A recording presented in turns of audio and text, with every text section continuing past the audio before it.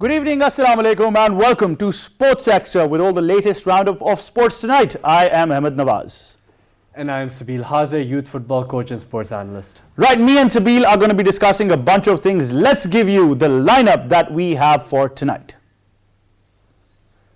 And in the lineup, of course, we will be starting off with football, where Manchester United have been sunk once again, courtesy of Wolves and their lone goal.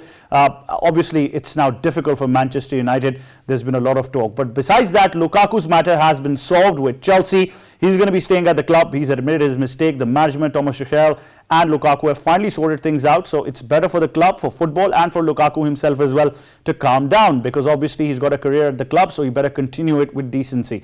After that, after football, we will be discussing the fact that tennis is also around the corner, with Naomi Osaka making a winning return to Melbourne with the ATP, and she of course beat her French opponent Qainat, and she said that she was a bit nervous. Obviously she should be, with all the saga that has been continuing off the courts, but this time we hope that Naomi Osaka is going to be a bit more mature and a bit more calculated when it comes to interactions on and off the court as well.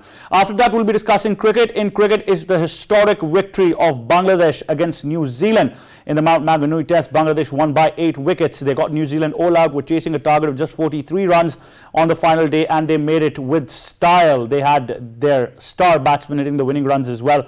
The Test champions have of course been knocked off in their own home ground. This is a remarkable victory for Bangladesh, the mother of all upsets, the first Asian country to do so, and obviously their first victory against New Zealand in New Zealand as well. So we'll be discussing all about that in tonight's show. Starting our show off with football, we've got a report. Let's go take a look, and then we'll continue the discussion. Liverpool have requested the postponement of Thursday's match against Arsenal in the English League Cup semi-finals because of more suspected COVID-19 cases at the club. First team training was cancelled at Liverpool on Tuesday after more positive tests among players and staff. Liverpool said other factors impacting selection, such as injuries and players like Sadio Mane and Mohamed Salah having left for the African Cup, are affecting player availability for the first leg match at Emirates Stadium.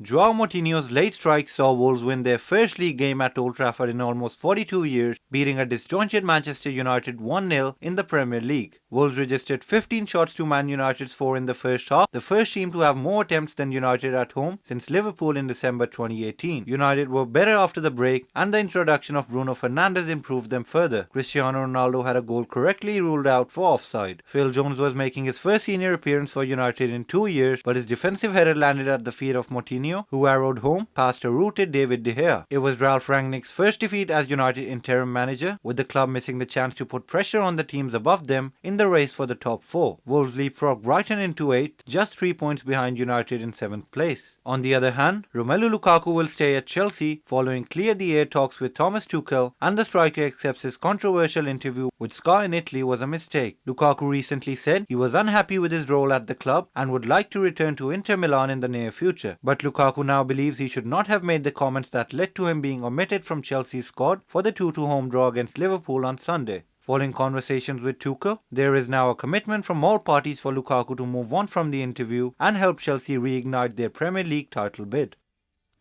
There you go, all you need to know about the English Premier League and all the action that has been happening. But before we move on to the game, obviously the top story does become Liverpool demanding a postponement. So Sabeel, this is not the first time this is happening. This is yet another game, yet another request for postponement, citing COVID concerns. And we talked about this before as well, that the English Premier League management at least need to take this seriously, because this might be affecting football not just in England but throughout the world.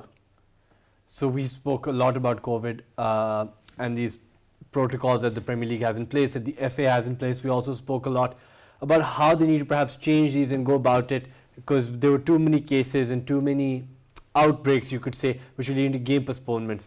My own opinion at the time was that in the new year they'll take a new approach. So this will be the first test of that, whether they give Liverpool that postponement, whether they do make adjustments to the calendar and hopefully make adjustments to their protocols so that outbreaks like this do get limited. So far, it doesn't seem like they're adjusting the protocols, but Liverpool have a bigger challenge, because I think in the League Cup that they're asking the game to be postponed in, they need to show they don't have 14 players available.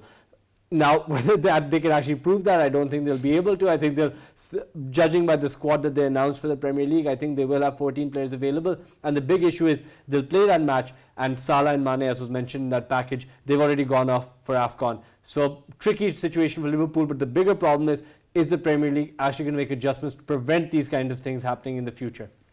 Well, that's very true when you talked about 4 people in this squad of 14. But the fact is that, these concerns are growing. I read something today as well that there might be a genuine concern now with many sports around the world. And obviously, we've got, if you look at the global stage, there's a Beijing Olympics, Winter Olympics also in place as well.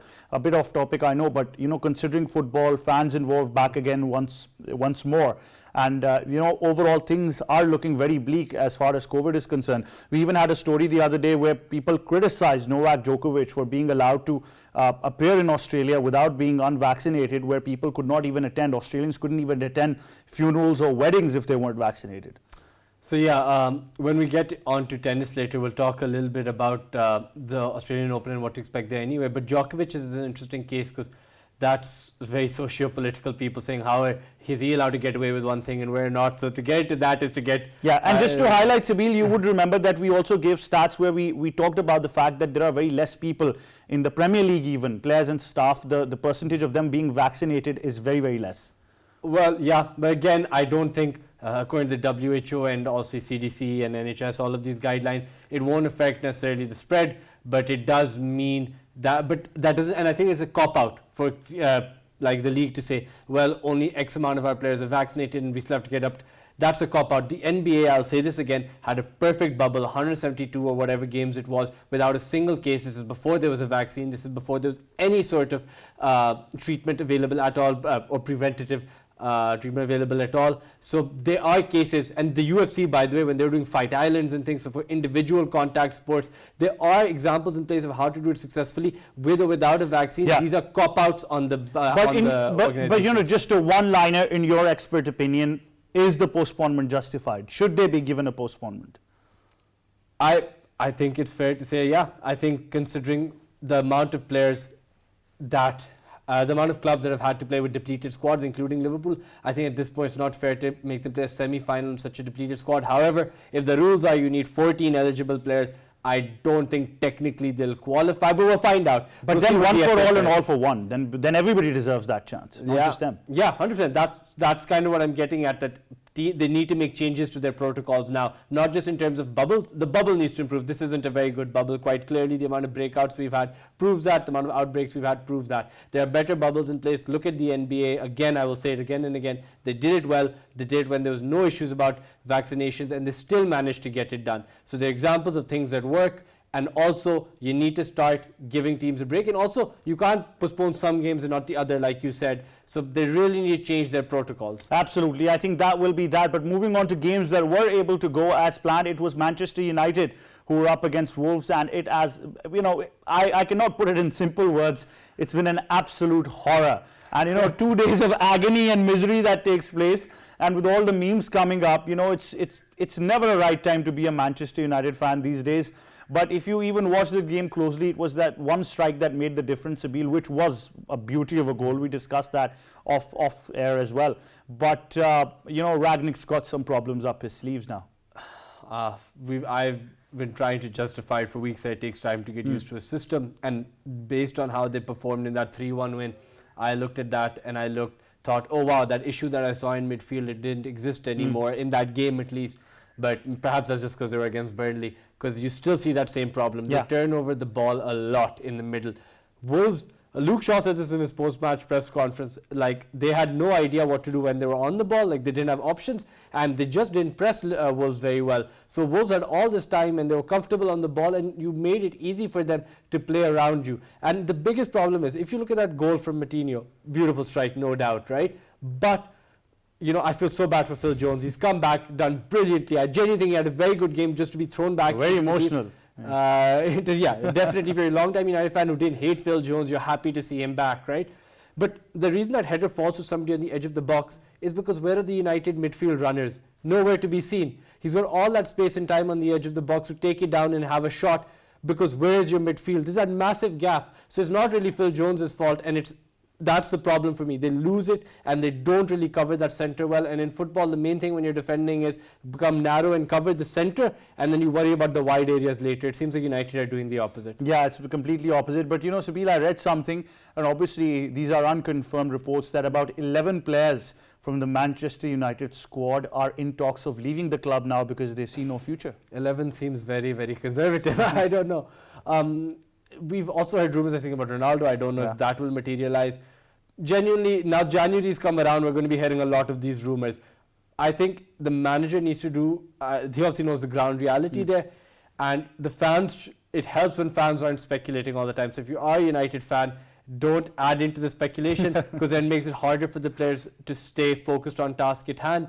And that's the main thing. They need to just put these rumours out of their heads, and the players who are committed will be committed and they will play their football. And those who have dreams of going elsewhere, Ragnick said himself, they're not interested in being at Man United. We're not going to do anything to entice them. This should be enough enticement that you're a United player. Well, we would not be speculating had they focused. So I think it's the other way around. But, United will be United. Manchester's going to be blue, that's for sure. But United really need to salvage something at least if they want to be in contention even, because problems seems to be continuing. But somebody who's been able to address those problems well is Chelsea. And we did talk about this, that they're going to have a meeting very soon on the day that we talked about this. And it's glad to see a positive result come out where Lukaku is going to be staying at Chelsea. I think the club have handled this so well, by the way, because he goes without any knowledge. He gives this interview, not even to his agent. He just goes, gives this interview, and Tuchel, brave decision, dropped him in a really important game, dropped him completely out of the squad. I think that was the brave and right thing to do, as it's proven to be, because Lukaku now kind of knows where the line is and that he crossed it. The fact that he's come out, and fair play to Lukaku, he's come out and been a big enough man to go like, look, I made a mistake, I'm staying at Chelsea, I'm committed. So they've taken a hard approach with him. They've told him, look, we will not take any nonsense, we will not take this, you are a seasoned enough player to know better. And fair play to Lukaku, he's owned up to his mistake and they have dealt with the issue. That is what you want to see. That is effective management. That a problem occurs, you do the right decisions, you deal with it swiftly and quickly. Everybody owns up to the part they play. Communication. 100%. Yeah. You communicate, you know the problem was created by you, and you know the club is not going to take it. And business will carry on. Lukaku will be back in the team, and that's the best thing for Chelsea's hopes in the league, in the Champions League, and for the fans. That's very true. But overall, it sets a good trend, as Sabeel is mentioning. It's an example where you communicate with your players. Don't just leave a bad taste, because eventually, it's a trickle-down effect. It will affect the entire squad, not just Lukaku and the management, but I think it was supposed to affect the entire squad. Just before we move on to the recap, Sabeel, just a question off the lineup. How well has Brighton done this season? Oh, they're a lot of fun to watch.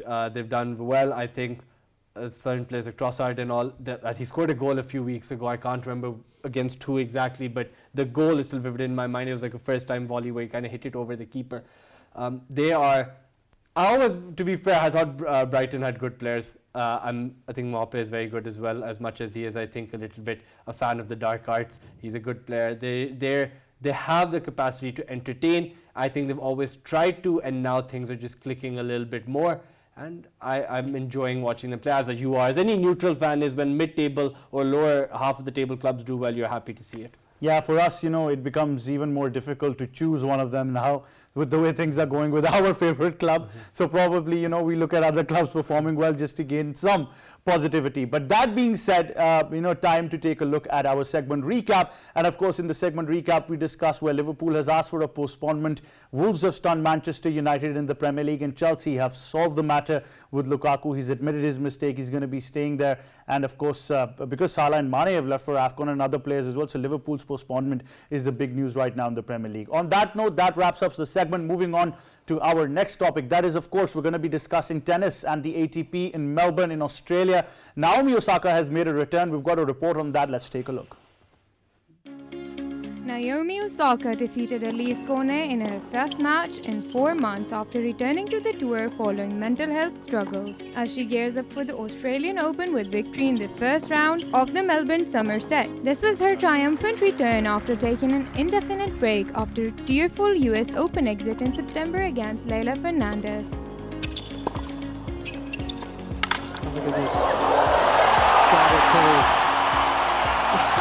it, The four-time Grand Slam champion, who has slid to number 13 in the rankings, admitted after her third-round defeat at Flushing Meadow that she was dealing with some stuff emotionally. The former world number 1 had 57 unforced errors, 8 of which were double faults. The warm-up tournament's top seed defeated Qainat 6-4, 3-6, 6-3 over 2 hours and 2 minutes. She will face Belgium's Marina Zanevska in the round of 16 on Wednesday.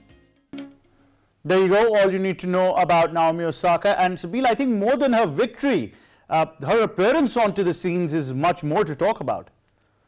So 4 months or so out from competitive action, to lose to a teenager in the US Open where you are expected to go all the way to the finals. Well, obviously 2 teenagers made it to the finals.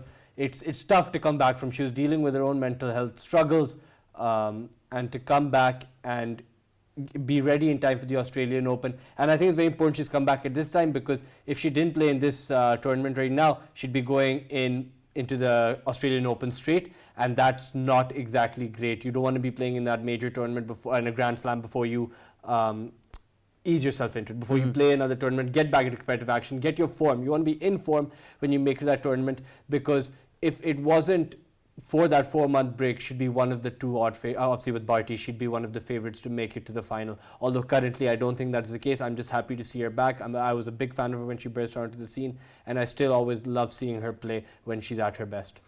You know, it's very important to gauge this in a perspective where we've talked about the fact that players need to learn media management, interactions, and you know, you cannot just be a player who is ready to play tennis in front of the world and not go with these activities that are now an essential part of sports. So it's a really tricky situation, that because it's, firstly, how do we teach people, especially young players coming through, how do we expose them to that? That's a very important thing. As for her, look, if people have mental health struggles, obviously they need to take the time off. They need to take the time off, recover, and deal with it in the way that you would any illness or any issues that you have. But that being said, you can't pick and choose what parts of the sport to partake in. It is part of the game. Media duties are part of it. You have to make yourself resilient enough to deal with it. And especially when you're an athlete, you're supposed to be the heroes our kids look up to. So when you show strength and resilience, yes, sometimes you're human. It's good to show that you're human and you need a break. But the main thing is you need to show that resilience if you want to go right to the top of the top of the top, like the elite athletes do, like Djokovic. But if you, or Serena Williams especially, she has been a warrior for most of her career. Which she has the potential to do that. So she needs to learn to deal with all these things outside of tennis, so she doesn't have to end up taking so many long breaks. Again, if she's happy with her career, that's her choice and she can do what she would like. But as a fan of hers and of tennis, I want her to be able to cope with these things, and these are the realities, like you said, of this industry. So you have to get used to it, and you have to be strong enough and make yourself resilient enough to deal with it. But the harsh reality is that you could be the best in the world. You could just emerge onto the scene and beat Serena Williams to win titles.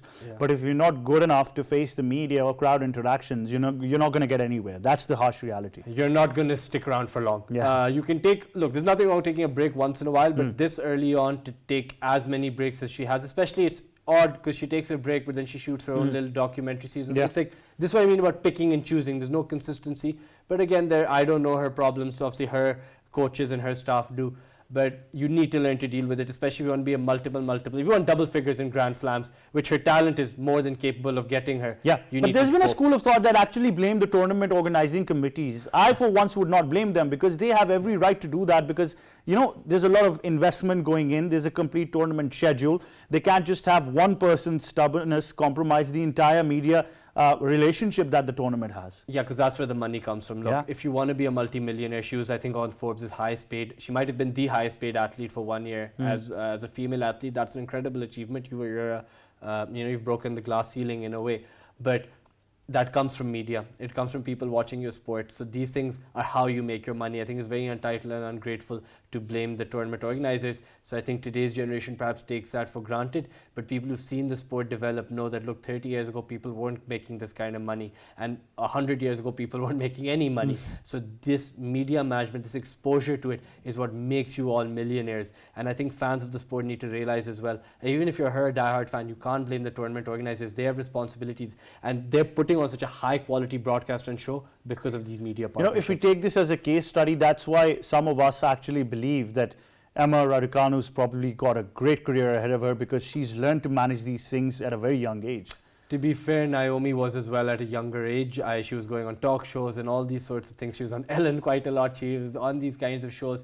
But let's hope that Emma Raducanu looks at the stronger examples out there so that she models herself on that and realizes that maybe, you have to learn to deal with this. And let's hope people don't start using different, very serious issues as excuses for not dealing with the most pivotal part of the game when you talk about the financial aspect, which is the media. So I hope she continues to be like this, Emma, as Naomi was at the start. Absolutely, that's what we hope for. And on that note, let's just take a look at our segment recap that we have for tennis. And of course, in the segment recap, we've been discussing about Naomi Osaka and her return to competitive tennis at the ATP in Australia in Melbourne. She's off to a winning start, beating her opponent, the French woman Qainat. And of course, the Australian Open was set to begin this month, of course, with obviously concerns in there as well. But Osaka and Barty are now in the favourite run for the singles titles as well. On that note, we'll go towards a short break. But when we come back, we'll have more on the show. Stay tuned.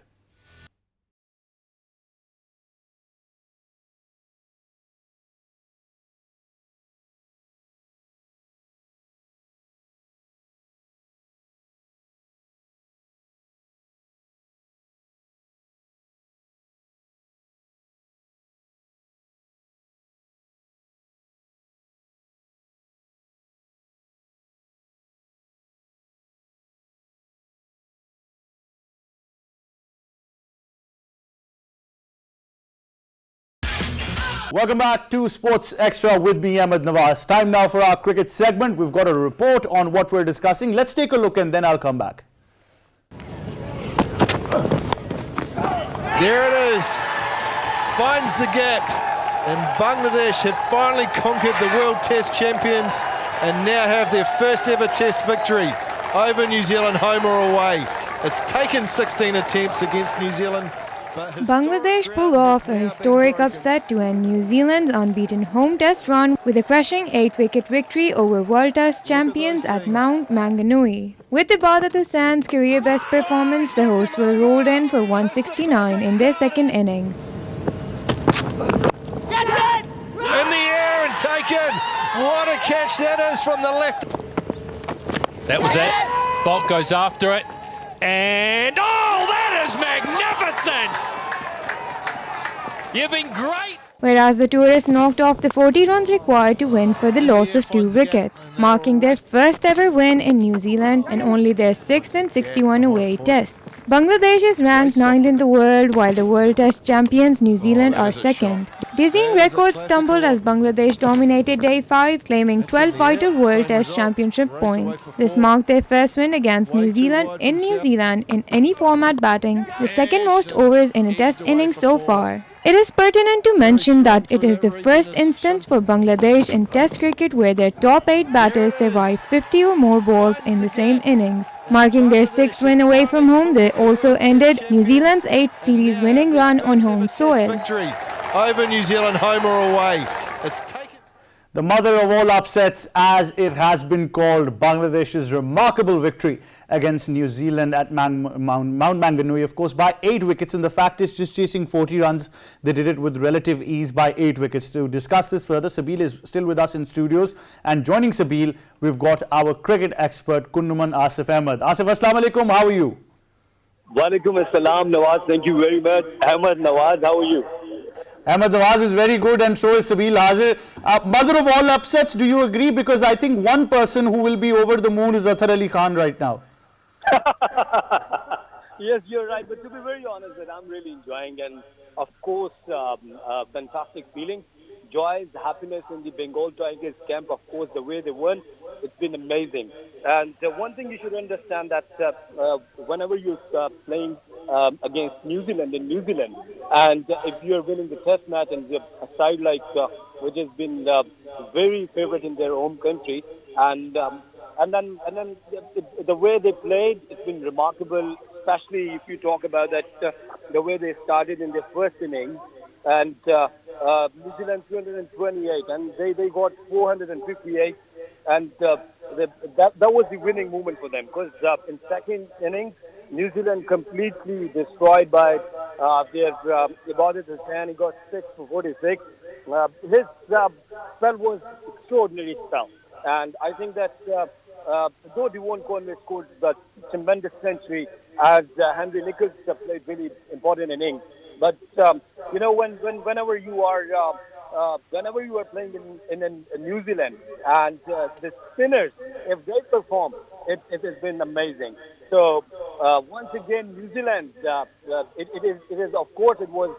I might say that the Bangladesh side, they played extraordinary cricket, and it's a happiest moment in their history because in the first time in the history they beat New Zealand, and very strong side.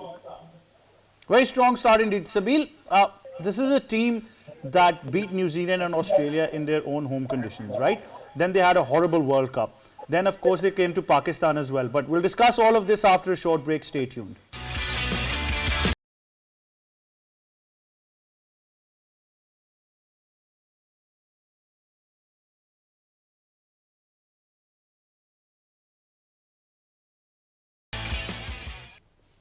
Welcome back to Sports Extra. We're discussing Bangladesh's remarkable victory over New Zealand in the first test at Mount Maunganui. Now, Sabeel, before the break, I was asking you that a team that had a good run against New Zealand and Australia in home conditions, people started and then had a horrible World Cup. So people claimed they had their own conditions. And then, of course, Pakistan went into those conditions right after the World Cup, thrashed them 2-0 in the test matches, then 3-0 in the T20 series. So everybody starting saying that Bangladesh has got no future. Their players were retiring. Some of them had problems with the board. So everybody said this is a team that is down and out. They will struggle with overseas conditions. Immediately they go to New Zealand, mother of all upsets. You've got to give them credit for being mentally there, to actually pull off this historic feat. Yeah, a team who's a complete underdog by every sense of the word. Nobody really gives them half a chance. They go and they beat your reigning test champions. I think that's monumental in and of itself. Excuse me. To beat them in conditions which are not their own. All of these things just stack up on. These are the kind of things you make movies about, isn't it? Everything's going against you, and then you go and you get revolution, and then you go and get a result, a revolution. So I do think it is a massive credit for that. I think I don't think you can blame the cricketing world for doubting them, because I don't think their future was ever in doubt. I think anybody who said that is being very unfair to them. Bangladesh are a cricketing nation. They will always produce a certain level, but they will always produce cricketing teams. Yes, they're never going to be world champions, or at least we don't see that happening in the short term. But they produce good cricket players, and they always will produce a certain level of players. So that being said, you don't even still expect them to go and beat New Zealand in the way that they did. Very impressive. I think New Zealand was on a 17-game unbeaten home run or something in test matches. Yeah. So they've done very well. They're not the team you expect to end that run. And that too in their own home That too in their own home country. So it's a home run that they're undefeated in. And New Zealand too. Anybody who's going to break that would be impressive. The fact that it's Bangladesh, all credit in the world. It's a massive story, and they deserve all the praise in the world. And it's countries like this, when they pull off victories, that give us the sweetest moments. Well, Asif, to be honest, like we talked about the spell by Ibadat and everything that has been happening around, sometimes a team that is down and out does not look to be like a team, unsure of the captaincy of the players, the selection policy, problems with the board and management. Do you think a victory like this brings in a lot of confidence in these players, that then eventually they become a unit? And if you look at their performance, even in their batting in the first innings, 3 of their players getting half centuries, 1 getting 48, a complete team performance. Do you think this victory will help them to become a team in the future run? Of course, that it's an energy booster for their, not only for the cricket board, for the team, but the entire nation as well. The way we played has been exceptional. And this is, what happened when you are losing anywhere, the way they played in T20 World Cup, and after that they had a tough series against Pakistan in their home series. And after that, when they got this victory in New Zealand and beating the World Test Champions and the number 1 Test Championship, number 1 Test Champion team, it's been amazing. And to be very honest, you are absolutely right that this is the time that they will rise up again in their cricket, because they had some bad moments and bad time in the last couple of years. But now this is the time to get momentum and to continue this momentum even in New Zealand after their series. I think that it's been amazing for them. Well, Asif, on a lighter side, how is it like being the king of tape ball in Karachi? this tape ball, the Karachi tape ball Premier League is going very well. And you know that several test stars are playing here. Former test cricketer Mohammad Sami, Hassan Raza, Shabir and Naveed Latif, they are leading the side. And a couple of them. And you know, you could see this, you could hear this background music. So people are enjoying this tape ball. Well, they should enjoy. Well, Asif, you enjoy as well. We hope you have a great time there. Thank you so much for joining us on Sports Extra. Thank you. Sabeel, thank you so much to you as well for joining us on Sports Extra as always. And now, obviously, we'll discuss the segment recap of cricket that we had. And in the segment recap, we will talk about the mother of all upsets, Bangladesh beating New Zealand in the first test at Mount Maunganui by 8 wickets. They had just 40 runs to chase in the second innings. They have done remarkably well. It's been absolutely remarkable. The 17-match streak at home has been broken. It's been a miracle from Bangladesh, truly. So congratulations to the Bangladesh Cricket Board, all the boys playing for their team as well, their squad, their management, and I do think they've got a great future ahead of them. It's a remarkable, resilient victory that we've been able to pull off. That's all we have time for. But before we go, we know that a legend has her birthday today. That is, of course, Pakistan's former captain of the women's cricket team. She's been there for Pakistan cricket. Whenever you talk about Pakistan cricket, she's really aced it. Number one for the first time from any lady in Pakistan when we talk about number one rankings in the world. And then, of course, going on to receive the Tamgha Imtiaz, beating India, beating England. So much to her credit. And that is, of course, Sana Mir. So, Sana, a very happy birthday to you from the team of Sports Extra, PTV World and PTV in general. We hope you have a great day ahead. You have a great year ahead as well. And lots more to come, hopefully. On that note, from me and the entire team, it's goodbye for now.